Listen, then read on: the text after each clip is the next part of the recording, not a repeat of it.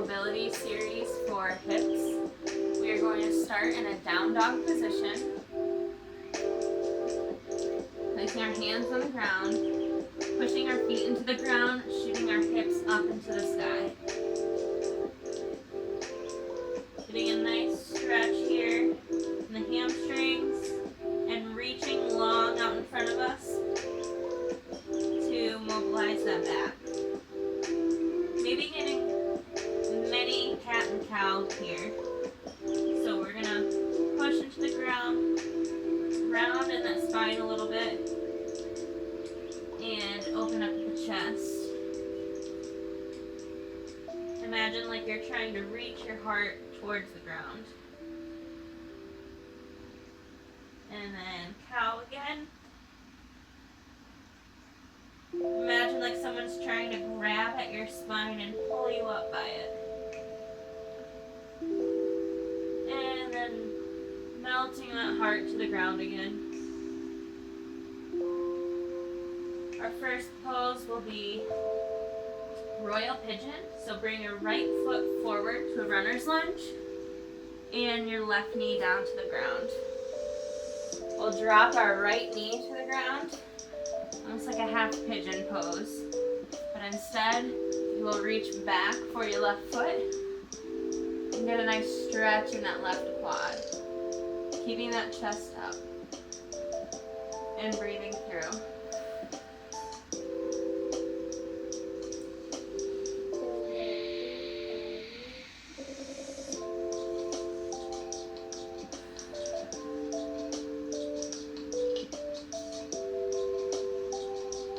Slowly releasing that left foot, hands back down to the mat, pushing back into a down dog.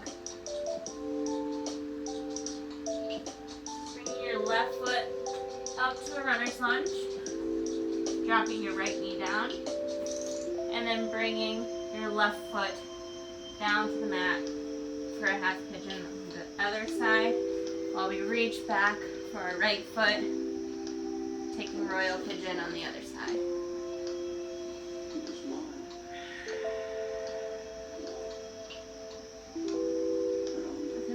Much. You can bring yourself a little more upright so you're not leaning forward as far. So you're not having to pull forward as much. It'll be less of a stretch on the quad here. It's hard to balance. Use the wall if you need it.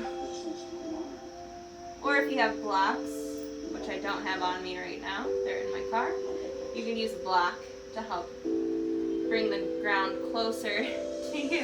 I cannot stay there. Go ahead and release your foot and bring the floor closer to you so you can help to prop yourself up. We'll go ahead and push back into down dog.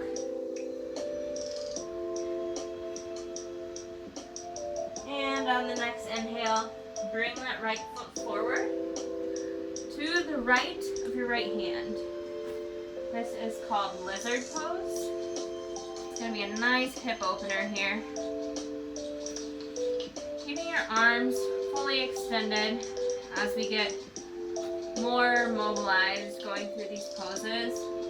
As you get looser, you may be able to drop down to your elbows. However, as we're just getting started, I would probably stay up on full arms.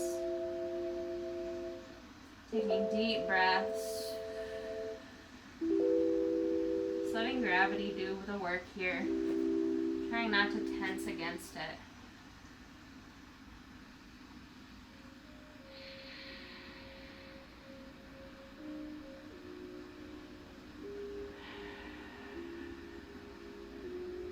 In your next breath, open up that right foot to about 2 o'clock. Maybe you scoot your foot out just a little bit more.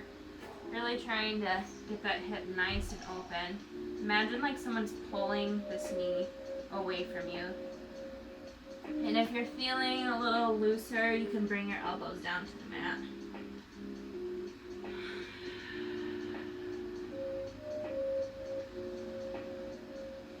One thing I like to do is stack my hands on top of each other so that I can rest my head on something. But if you feel able, you can drop your head all the way to the floor.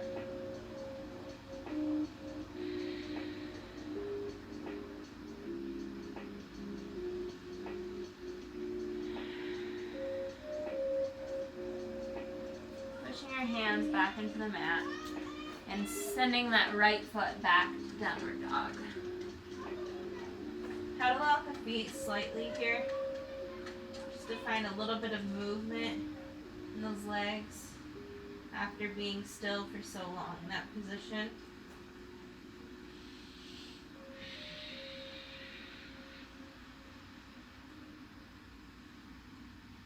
And bring your left foot to the top of your mat, to the left of your hand for lizard on the other side.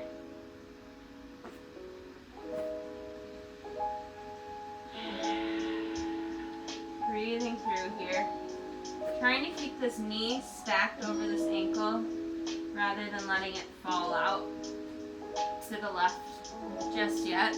We'll get there with dragon.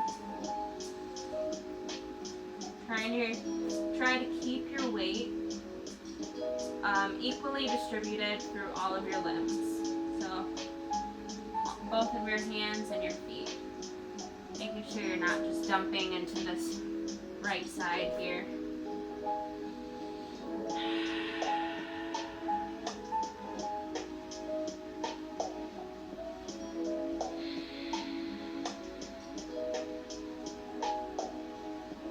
We'll open up to dragon, moving those toes out to about 10 o'clock and maybe shifting your foot out just slightly and coming down to your elbows if you want. Feeling that hip opener here in the left side. Actually, I'm a little bit tighter on this side, which you may notice tightness more on one side compared to the other. I'm just going to stay up on my hands. But I'm focusing on imagining someone's pulling this knee out that way so that I can open up this left hip.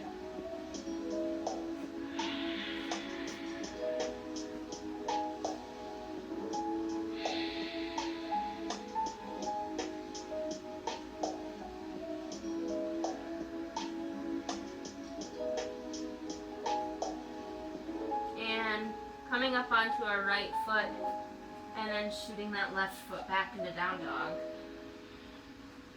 Again, pedaling out our feet. We'll go ahead and come into frog next. So you'll take a straddle position with your legs, making sure that your feet are flat to the ground, and then just let your chest fall to the ground. Either staying up and extended arms if that's enough for you. If you feel that you can go deeper into the stretch, come down onto your elbows. If you want to go even deeper, you can drop your head all the way to the ground. And here we're focusing on opening up the hips, obviously. You can maybe shift in your hips a little bit. Imagining like they're opening up to the right and opening up to the left. Maybe going forwards and backwards. Breathing through here and relaxing into the stretch.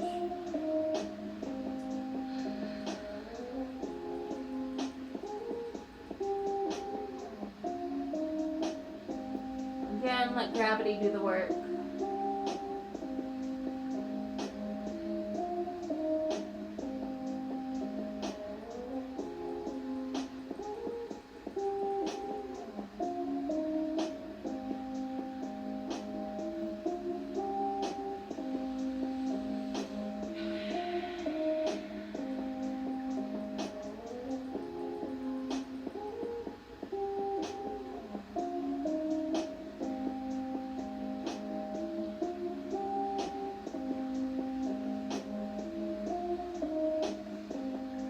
Back up onto our hands.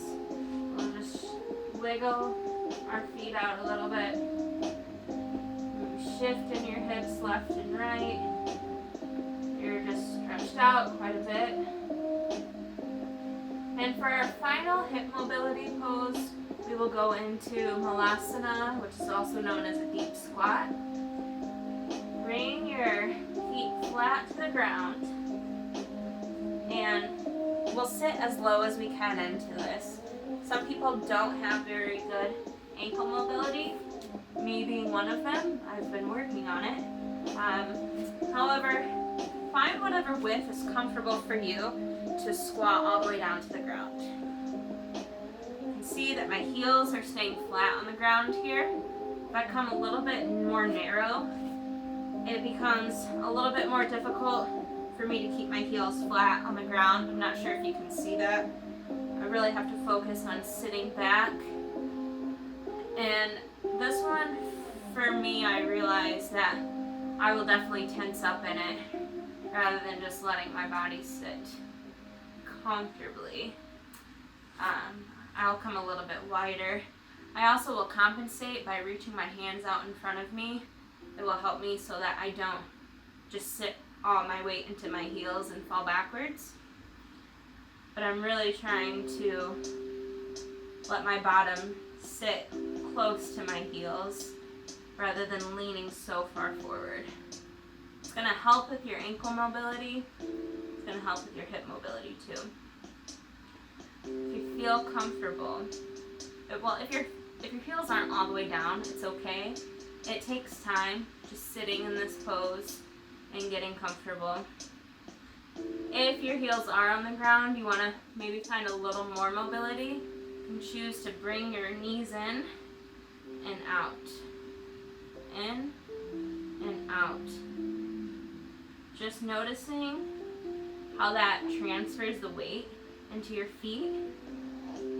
I like to imagine like I have 4 points in my feet, one at the top and bottom and one on each side, left and right. And I like to imagine like I'm rooting into the ground through those 4 corners to really keep my weight distributed equally throughout my foot. It's important to make sure you're distributing force into the ground, equally, symmetrically, whatever, through your foot, because your feet are your contact with the ground, and that will determine how your weight is distributed through the rest of your kinetic chain up your body. If you are placing more weight, I'm going to go ahead and hop out of that pose and just bring my knees flat onto the ground. But to finish elaborating on that point, if you are dropping your foot, if you're dropping your weight on the inside of your foot more so than completely all the way around your foot, that could cause more of the force coming up on the inside of your leg. And just as I said, it will continue up the kinetic chain.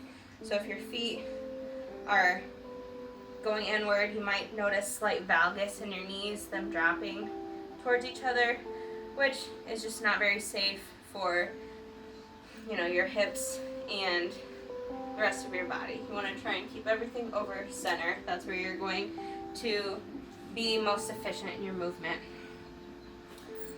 So thank you for joining me for this hip mobility series, or hip mobility routine, and I hope you can check out the rest of the mobility series. Feel free to tack this on before your maybe lifting program for the day, or throw it into a yoga flow if you'd like. Thank you.